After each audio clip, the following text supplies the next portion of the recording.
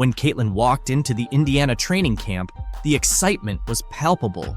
Everyone turned to look at her, filled with curiosity and hope. People started comparing her to the legendary Larry Bird, highlighting the high expectations and excitement surrounding Caitlin's game. Back in 1979, Larry Bird joined the Boston Celtics right after his college days at Indiana State. Before he arrived, the Celtics had just endured their worst season ever, finishing with a 23-59 record. But Bird's rookie season sparked a dramatic turnaround, with the Celtics achieving a 61-21 record and clinching the Atlantic Division title. This phenomenon became known as the Larry Bird effect. Could Caitlin Clark bring about a similar change for the Fever as Bird did for the Celtics? Last year, the Fever finished with a 13-27 record, and the year before, they had the worst record in the WNBA at 5-31. The potential for transformation is clear. Just as Bird took the Celtics from their worst season to division champions, Clark has the chance to revitalize the Fever. If she can replicate Bird's impact, she might lead the Fever back to playoff contention, something they haven't seen since Tamika Catching's last season in 2016. That's new to me. I think no matter what is going to happen, there's always going to be expectations and pressure on my shoulders and pressure on this team to be really good, and that's how you want it. That's exactly, we wouldn't want anything else. The excitement was palpable as the Indiana Fever kicked off their 2024 training camp at Gainbridge Fieldhouse. The familiar sounds of sneakers on the court, swishing nets, and teammates communicating filled Salesforce Court as the Fever returned for their first day of on-court action. Most of the team was there, including stars like Caitlin Clark and Aaliyah Boston, ready for an intense 2-day training camp. Head coach Christy Sides and her coaching staff wasted no time putting the players through their paces, evaluating their skills and chemistry. For Clark, this was her first official practice as a professional player, and she didn't disappoint. She showed the same talent and determination that earned her accolades in college, eager to make her mark in the WNBA. Despite the challenges and whirlwind of recent months, Clark was grateful for the opportunity to be back on the court with her teammates. I say I'm a pro by any means, but it's been fun. I think it definitely has a big city feel, but at the same time, it feels small and it's easy to get around. I mean, I'm staying mostly in downtown Indianapolis. I'm not driving everywhere yet. As the Fever geared up for their preseason games, Clark felt the pressure and excitement of playing at the professional level. She seemed ready to see what the team could achieve, confident in their abilities. Caitlin Clark is set to make her WNBA debut with the Fever in the 3rd week of May, but she wants to remind everyone that she's human, not a magician. As the top pick in a highly anticipated WNBA draft class, the weight of expectations is heavy, but she's handling it well. She's urged people not to expect miracles right away, emphasizing the importance of giving herself grace as she transitions to the pros. Clark acknowledges that perfection isn't realistic and that there will be challenges. She's not aiming to score 40 points per game from the start. Instead, she plans to learn from her teammates, enjoy the journey, and stay true to herself. The excitement around Caitlin is so strong that even her workout sessions have become viral sensations. During her first Indiana Fever workout on Tuesday, a 15-second clip of her shooting around quickly gained traction online. As the #1 pick in the recent WNBA draft, Clark showed her skills by going a perfect 5 for 5 in the video. This impressive performance follows her remarkable college career, where she became the NCAA's all-time leading scorer with 3,951 points at Iowa. Fever's training camp has captivated fans more than ever. During a scrimmage, Caitlin impressed everyone by dribbling past a male player and nailing a three-pointer. A fan posted a video of the play online, dubbing it, "Caitlin Clark broke his ankle." Due to how she faked out her opponent, teammate Erica Wheeler cheered her on with a playful "bye-bye boy" as the guy tried to keep up and nearly twisted his ankle. Dick's Sporting Goods even chimed in on social media, praising Erica for her support. Erica, who has been playing in the WNBA for 9 years, has been a big fan of Clark's from day one. Despite being a star and the top pick by the Fever from Iowa, Clark is still considered a rookie. Erica noted, "She's one of the best players in the world right now, but she's so humble. She's always asking for advice and trying to improve." Clark understands there's a big difference between college and professional basketball, but she's ready for the challenge. She's excited about the faster pace of the WNBA, saying it suits her style. "The coaches here have been watching me for a while and have some great plays lined up," Clark said. "I feel like I'm in good shape since I just played in the NCAA championship game." She's been keeping busy with basketball and feels confident and ready to make her mark in the WNBA. As Caitlin's fame continues to rise, Indiana is also seeing a boost in new advertising partnerships. The Indiana Fever, influenced by Caitlin Clark's selection, recently signed a major ad deal with Indiana-based pharmaceutical company Eli Lilly. This partnership introduces jersey ads to the WNBA, following a trend seen across various professional sports leagues. Starting this season, Eli Lilly's logo will appear on the left shoulder of Fever jerseys, highlighting the growing collaboration between sports and business in the state. Pacers Sports and Entertainment CEO Rick Fuson expressed excitement about the partnership, emphasizing its potential to bring attention to important issues such as support for female athletes and community health initiatives in Indiana. Edub compared Indiana to Hollywood when we talked to her. I know excitement has kind of followed you for a little while, but I'm curious your spin on that and Indiana in particular. I'll agree with Edub there, I guess. I don't know. The excitement surrounding Caitlin Clark is unprecedented, and fans are eager to see her off the court just as much as on it. Fans are gearing up to watch Caitlin Clark make her WNBA debut this Friday, with the Indiana Fever set to take on the Dallas Wings in a preseason game. Despite being an exhibition match, ticket prices have surged, even surpassing those for a crucial NBA playoff game in Clark's new hometown. As of Wednesday afternoon, the cheapest ticket for the Fever vs. Wings game was a whopping $595 on TickPick. Located in Section 209, Row MM at the College Park Center in Arlington, Texas, including all fees.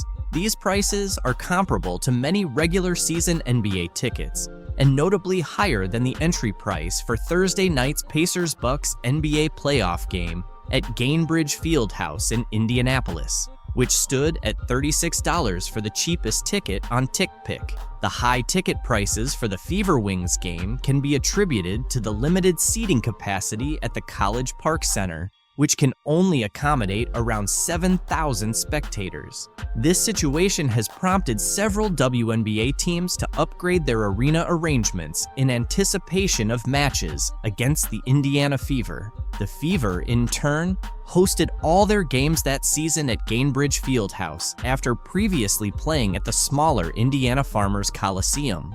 Other WNBA teams, like the Las Vegas Aces and Washington Mystics, also shifted their home games against the Fever to larger NBA-sized arenas to meet the demand from fans. The WNBA's Dallas Wings experienced a historic moment as they sold out season tickets for the first time in the franchise's history just before their preseason opener against the Indiana Fever on May 3rd. The anticipation surrounding Caitlin Clark's debut with the Fever fueled a surge in ticket demand, driving up sales for the Dallas team. Individual ticket prices for Clark's preseason debut ranged from $210 to $350, with some exceeding $1,000 in certain sections, according to UTA Tickets. The Wings also saw a significant increase in overall ticket sales revenue, with a staggering 220% rise. Caitlin Clark's talent is undeniable, and she's been proving it from her very first games. Even the biggest names in history need time to showcase their full potential, especially in major leagues like the NBA and WNBA. As Clark continues to get acclimated to the WNBA, her mindset and skills are being honed to make her an even more formidable player. Her quick learning ability is evident in her evolving perspectives. Before her debut as a rookie, Clark didn't see much difference between the NCAA and the WNBA. "I don't think it'll be any different from college," Clark said. I've played in front of big crowds every single game, so these environments don't scare me or affect me at all. I think just embrace it and enjoy it. I'm sure there will be a lot of basketball fans here who really appreciate the game. However, her perception shifted after her first game. She has since admitted several times that the WNBA game is much more physical than she anticipated. She experienced this physicality firsthand during the Indiana Fever's third straight loss on Saturday. The physicality is definitely up there. I'm easily pushed off screens, Clark told reporters. The game seems a little fast for me right now, but the more I play and the more comfortable I get, it's going to slow down a bit. It'll be easier for me to make reads and see things develop. Clark is quickly adapting to the game, showing significant improvement with each match. On Monday, the Fever nearly secured a win, but narrowly lost 88-84 to the Connecticut Sun. Clark scored 17 points, hitting 5 of 11 shots and making all 4 free throws. Despite injuring her ankle, she played for 27 minutes, adding 5 assists, 3 rebounds, and 5 turnovers. Although the Fever lost, the game was a clear sign of their progress. Veteran guard Kelsey Mitchell, who started the season with an ankle injury, has been regaining her form, which has benefited Clark. In the final moments of Monday's game, Clark played a key role, contributing to 17 of the Fever's 23 fourth-quarter points. The excitement surrounding Caitlin Clark is at an all-time high, and for good reason. Some frustrated fans have even edited the Wikipedia page of Indiana head coach Christy Sitz following Clark's first 2 WNBA preseason games. Clark played in 2 preseason matches for the Fever, but has not yet participated in a regular season game. Fans are already expressing their dissatisfaction with side's management of Clark, who is expected to be a key player in the WNBA. Clark had a strong preseason debut against the Dallas Wings, but shot 4 for 12 in last Thursday's game against the Atlanta Dream. Sides commented on Clark's performance, saying, "I think she's used to some shots that she's taken in the last few years that are just those shots she's going to get open looks. She's got to figure it out. I gave her a rule the other day. She has 0.5 seconds to make a decision." Christy Sides also talked about Clark needing to change some habits. When she gets off the ball and hits someone in the high post, she tends to hang out and dance around. That's something she's used to doing, and it's a habit we need to break. One of Clark's upset fans even accused Sides of trying to undermine Clark's game, editing Sides' Wikipedia page to claim she's the only coach capable of damaging what the WNBA aims to achieve with Clark. The edited entry in the Indiana Fever section reads, "Sides got her first head coaching job in 2022 when she was hired as the 9th head coach in Indiana Fever franchise history and the only coach that could possibly ruin what the WNBA is on track to accomplish by ruining Caitlin Clark's game." During Caitlin Clark's pre-game warm-up in Brooklyn on Saturday, she paused for an interview with NBC's Today hosts Hoda Kotb and Jenna Bush Hager. Later, she posed in uniform with Trailblazer Billie Jean King. In between, Clark played a game, scoring a career-high 22 points with 8 assists and 6 rebounds. Notable figures like Jason Sudeikis, Megan Rapinoe, Sue Bird, and Dawn Staley watched as she dominated the court. Clark's first week in the WNBA highlighted both her star power and the challenges of transitioning from college to the pros. She debuted in Connecticut and Indianapolis, and following her first game in New York City, she received mixed reactions. Fans eagerly awaited wearing number 22 shirts and holding signs, and Clark tried to accommodate as many selfie and autograph requests as possible. Caitlin acknowledged that she needs to handle physicality better, be more decisive in navigating screens, and develop more chemistry with Indiana's posts. She assisted last year's Rookie of the Year, Aaliyah Boston, on 4 of Boston's 12 field goals in 2023. Indiana guard Erica Wheeler assisted Boston on 24% of her field goals, according to PBP stats. Clark's assists to Boston haven't been evenly distributed across games. The Fever knows they have much to improve on as a team.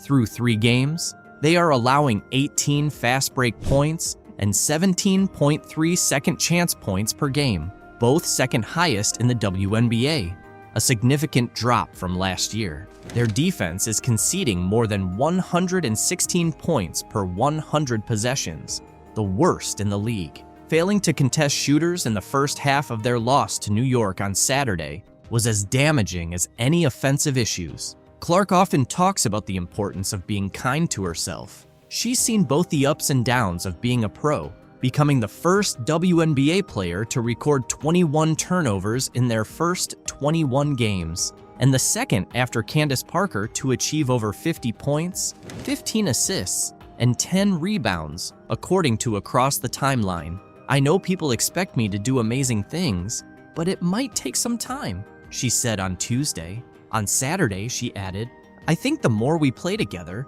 the better our chemistry will be." Despite the Fever's 0-3 start, Coach Christy Sides noted progress. The team faced tough losses, including a 21-point defeat to Connecticut and a 36-point blowout on Thursday. Before Saturday's game, Sides stressed the need to compete and asked her team to understand what that looks and feels like. The 11-point loss to New York showed more of the fight Sides wanted. "We couldn't figure that out the other night, and that was so frustrating," Sides said. "Now we kind of have an idea of where we are." The Fever are a young team with potential, competing against some of the WNBA's best. "This is going to take a little time," All-Star guard Kelsey Mitchell said on Saturday. Mitchell, recovering from an ankle injury, came off the bench in Indiana's first 2 games. "Playing against the best of the best is the only way we're going to get better." During one sequence in the second quarter on Saturday, Clark missed a deep three-pointer, giving the ball back to Liberty. On New York's next offensive possession, Ionescu faked a pass, then nailed a three while Clark failed to contest. Running back on defense, Ionescu shrugged as if to say Clark shouldn't have left her open. "She never stops moving," Clark said of Ionescu. "She's always on the move, always got a bounce in her feet, and I think that's something I can try to replicate in my game." Clark is getting used to her new pro routine. At Iowa, the Hawkeyes would sometimes show up 90 minutes before tip-off, warm up, and play. But for Tuesday's opener at Mohegan Sun Arena, she arrived more than 2 hours early. In the locker room, Clark ate a peanut butter and jelly sandwich and joked with Wheeler while getting a massage. "She's not used to being at the gym this early, so I told her she needs to find things to do, whether that's stretching, watching film, or filling the time," Wheeler said. Clark hasn't had much downtime, as Indiana's opening stretch includes 7 games in 12 days, with matchups against the Sun, Seattle Storm, and Las Vegas Aces in the next week. When asked about her activities outside of basketball, Clark said, "I'm about to move into my apartment, so I'm moving out of the hotel. That's fun." Veteran Fever center Mika Catchings praised Clark's composure, saying, "I'm so proud of how she is as a person. I just hope we can band around her. It's a lot of pressure." Clark, handling pressure from both her team and the sport, is focused on playing fast and competing. She looks forward to visiting new arenas and making memories. And Angel Reese knows a ring is coming. The trolls are acting without class and are trending on Twitter after LSU star Angel Reese taunted Caitlin Clark with John Cena's "You can't see me" gesture after their win. Not just fans, but also sports commentator Keith Olbermann criticized Reese with a harsh tweet, calling her an I-word and warning her about the backlash that comes with messing with a new star who attracts thousands of new fans to basketball.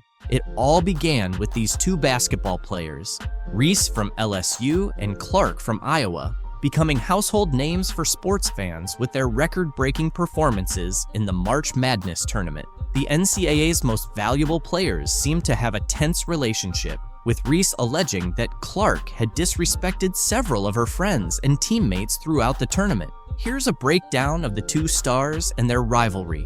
Reese and Clark faced off in the championship game, where Reese's LSU Tigers ultimately triumphed with a 102-85 win. In the game's final moments, viewers saw Reese respond to Clark's taunts, which drew significant online criticism. Reese mimicked Cena's "you can't see me" gesture and pointed to her ring finger, signaling their championship victory, all while staring Clark down. During their post-game press conferences, both players addressed the situation. Clark, displaying her sportsmanship, responded to questions about Reese's taunts by saying, "Honestly, I have no idea. I was just trying to get to the handshake line, shake hands, and express gratitude that my team was in that position." She emphasized the importance of holding one's head high and being proud of their achievements. This is how a star beloved by fans reacts. On the other hand, Angel Reese had a different take. In her post-game interview, Reese acknowledged Clark as a hell of a player, but noted that Clark had disrespected her teammate Alexis Morris during the title game. Reese made it clear that she doesn't take disrespect lightly. Since their post-game interviews, both Reese and Clark have addressed the discussions surrounding their taunts. Speaking with ESPN, Clark defended Reese, saying, "I don't think Angel should be criticized at all. No matter which way it goes, she should never be criticized for what she did." Clark further demonstrated her class, stating, "I think everybody knew there was going to be a little trash talk throughout the entire tournament. It's not just me and Angel." Despite her tearful post-game interview, Clark spoke to ESPN, acknowledging that the LSU Tigers rightfully earned their NCAA championship over her team. "LSU deserved it. They played so well, and like I said, I'm a big fan of hers," Clark said of Reese. Clark's behavior off the court is truly exemplary. She always takes the time to appreciate other players, even though she rarely gets the same recognition in return. ESPN reported that Dr. Jill Biden was thinking about inviting both teams from the title game to the White House. This would be the first time the runner-ups were included in the celebratory visit. "So, I know we'll have the champions come to the White House. We always do," Jill said, according to CNN. "We hope LSU will come, but you know, I'm going to tell Joe I think Iowa should come too because they played such a good game." Reese shared the link to ESPN's story and added a joke with 3 laughing emojis, saying, "Can you see the jealousy and the hate?" Really need to recognize what's going on, the success of the league, and when it comes to Caitlin Clark, they need to quit being quote-unquote petty and hating on Caitlin. And they just can't do it. Angel Reese just can't do it. The First Lady eventually decided against inviting both teams, but the damage had already been done, according to Reese and the LSU Tigers. "Stuff like that bothers me because, at the end of the day, you're a woman and you're supposed to be standing behind us," Reese said on the I Am Athlete podcast. "It's hard to see things like that and not comment back on it." Reese continued, "I'm not going to lie to you. I don't accept the apology. You can't take back certain things you say. You felt like they should have come because of sportsmanship, right? They can have that spotlight. We'll go to the Obamas. I'm going to see Michelle. I'm going to see Barack."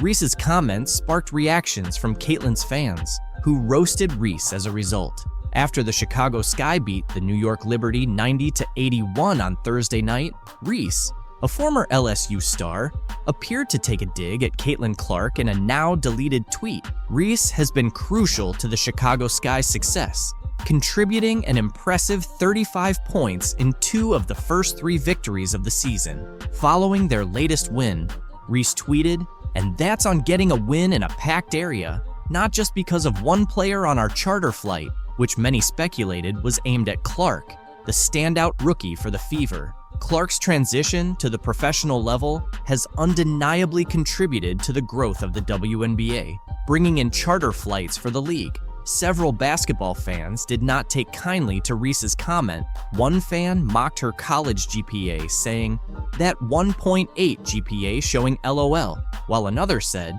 "Angel should be thankful to Caitlin Clark because she's the main reason behind the great attention the WNBA's getting right now. She should be more grateful." Others looked forward to June 1st when Reese would face Clark's team, with one fan asking, "Why is she so obsessed with Clark? I haven't seen Clark bring up Reese once." Other fans labeled many women players as haters of Clark, noting, "It's truly amazing how much these women hate Clark, LOL." Reese's profile rose because of the rivalry. Otherwise, she might have been just another WNBA player. One fan even challenged the vague meaning of her tweet, saying, "What did she say? I read the tweet 10 times and still can't understand what she's trying to say." Despite the intense competition and scrutiny surrounding their games, Reese has tried to show some respect for Clark. In April's highly anticipated LSU-Iowa March Madness matchup, Reese clarified that there was no animosity between her and Clark. After LSU's loss to Iowa in the Elite Eight, the two players shared a hug in the handshake line, with Reese whispering encouraging words to Clark. Reese revealed that Clark told her to continue being a great player, and Reese reciprocated by encouraging Clark to keep elevating the game and win it. This moment highlighted the respect and admiration they have for each other as athletes, despite their fierce competition on the court. Both players have admitted that their rivalry isn't personal. Reese explained that outside the game, they can be friendly and supportive of each other. She acknowledged that people often misinterpret their competitive nature as hatred, but in reality, they respect each other and understand the nature of the game. However, recent events paint a different picture. Reese recorded an impressive stat line with 17 points and 20 rebounds in 36 minutes before fouling out with under 2 minutes left in the fourth quarter. On the other hand, Clark delivered a stellar performance, finishing with 41 points, including 9 three-pointers, 12 assists, 7 rebounds, 2 steals, and 1 block, leading Iowa to the Final Four. It is still a team game, and but I'm rooting for Caitlin because I've been in that seat before. I've walked that road before. I hope she kills. LeBron James has chosen to focus on the positive impact Caitlin Clark is having on the WNBA in her rookie season, despite the early struggles and criticism faced by players like Angel Reese. James praised Clark for boosting interest and viewership in women's basketball, highlighting her significant contributions to the sport's growth. "The one thing that I love that she's bringing to her sport is that more people want to watch, more people want to tune in. Don't get it twisted. Caitlin Clark is the reason a lot of great things are going to happen for the WNBA," James said. James is absolutely right. Clark's impact is substantial. She is a major reason behind the increased viewership and support for women's basketball. Her arrival in the WNBA has led to more nationally televised games and the introduction of charter flights for WNBA teams, changes that players like Angel Reese might not like because they envy Caitlin's stardom. And here is the women's basketball world choosing to reject the attention that is finally coming their way by rejecting Caitlin Clark. The WNBA has really missed out by passing on Caitlin Clark. She's not just any rookie, she's the most exciting thing to happen to the WNBA, NCAA, and women's basketball in general. But here's an intriguing twist. She got left out of the Team USA women's basketball roster. Talk about a major surprise for 2024. Look, let's be honest. Most people didn't even know they had women's basketball in the Summer Olympics. Now you have a chance to do this, and you don't take it, so here.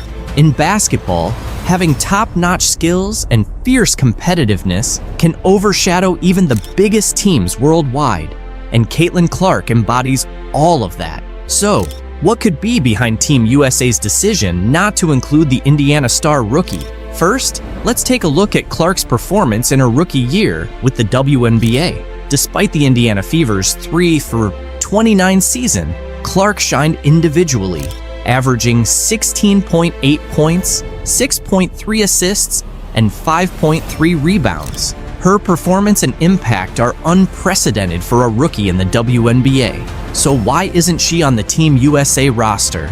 Experience can't be the excuse, considering the USA national basketball team's history of selecting rookies. Since women's basketball was added to the Olympics in 1976, at least 2 players under 25 have been included in every Olympic roster.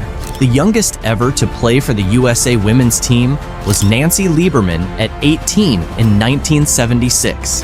In the Tokyo Games, the youngest were Asia Wilson and Nafisa Collier, both 24. Additionally, there's a precedent for including the top WNBA draft pick in Olympic years, such as Diana Taurasi in 2004, Candace Parker in 2008, and Brianna Stewart in 2016. The U.S. team didn't include Ndamukadi Agwumaike in the lineup back in 2012, even though she was with Los Angeles and now Seattle. Now, Caitlin Clark finds herself in a similar situation. During her time at Iowa, Clark became the Division I career scoring leader for both men and women, finishing with 3,951 points. She also reached the national championship game in both her junior and senior years. Look, let's be honest. Most people didn't even know they had women's basketball in the Summer Olympics. Now you have a chance to do this, and you don't take it, so here. However, selecting Clark would have meant more than just highlighting her story. It would have introduced Olympic viewers and readers, many of whom aren't avid sports fans or haven't seen a women's Olympic basketball game, to the entire U.S. team. If you hadn't seen Brianna Stewart in her previous Olympic appearances, you would have tuned in this summer because of Clark's star power. The same goes for Brittany Griner. If she's healthy, she won't be there, and thus, many fans won't follow, as they usually don't. Imagine the global interest Clark could have generated, with reporters and fans from around the world watching her make stunning plays and signing autographs. Little girls in Europe and Africa might have been just as captivated as those in the USA. It all comes down to USA Basketball, whose mission is to promote, grow, and elevate the game at all levels. Missing out on representing your country in the Olympics is undoubtedly disheartening, and Caitlin Clark likely felt that way when she learned she hadn't made the 12-player roster for the Paris Games. On Sunday, Caitlin Clark and Fever coach Christy Sides addressed the news for the first time since it was announced that the top overall pick didn't make Team USA's final roster for the 2024 Olympics in Paris next month. Clark maintained her usual calm demeanor when reacting to the news, but Sides revealed her star's immediate response. Clark got the call while on the bus and texted Sides to share the news. Sides tried to keep her spirits up, and Clark's reaction was, "Hey coach, they woke a monster," which Sides found impressive. Clark noted that the team's mix of talent and experience, none of the players being younger than 26, was a key factor in her not making the roster. Despite this, Clark expressed enthusiasm for the players who did make the team. She said, "I'm excited for the girls on the team. I know it's the most competitive team in the world, and it could have gone either way, with me being on the team or not. I'll be rooting for them to win gold. Watching the Olympics has always been a dream for me, and this just adds motivation. Hopefully, in 4 years, I can be there." Clark was invited to the most recent training camp in April, which would have been her first chance to work with the senior national team, but she couldn't attend due to the Final Four. Nonetheless, she gave herself a strong chance with a standout rookie season. However, she has faced challenges with the physicality of the game and leads the league in turnovers, averaging 5.6 per game. These issues, along with the talent and experience of the players ahead of her, seem to be the reasons she didn't make the final roster. According to Christine Brennan of USA Today, Team USA veterans were concerned about how Clark's large fan base might react if she were chosen, but received limited playing time. Clark didn't go into details about the decision, but mentioned that USA Basketball called her to deliver the news before it was publicly leaked on social media. On the bright side, Clark will finally get a break when the WNBA takes a pause for the Olympics. She's been playing almost non-stop since her senior season at Iowa started in October. Once the Fever finish their pre-Olympic schedule on July 17th, they won't play again until August 16th. "I'm really looking forward to a break," Clark said. "I've loved every second of competing, but it will be great to rest, get healthy, and take a bit of time away from basketball. It'll be nice to find some peace and quiet for myself." There's a slight chance Clark could still join the team as an injury replacement. Notably, Chelsea Gray, who was selected, hasn't played in 8 months due to a foot injury, and it's unclear when she'll return. As one of the top playmakers, Clark could be next in line if Gray isn't back in time. However, Clark is focusing on the Fever and their effort to climb out of the 11th seed. If USA Basketball needs something, I have a good relationship with them, but the 12 players they've selected are really great. Clark said, "I think they're in good hands. Cheryl Reeve is a great coach, and the selection committee did a really good job." Some media personalities suggest that not making Team USA could turn out to be a blessing in disguise for Clark.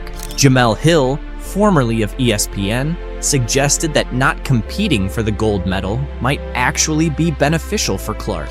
In just a few weeks, Clark transitioned from college basketball to becoming a professional and dealing with a demanding schedule.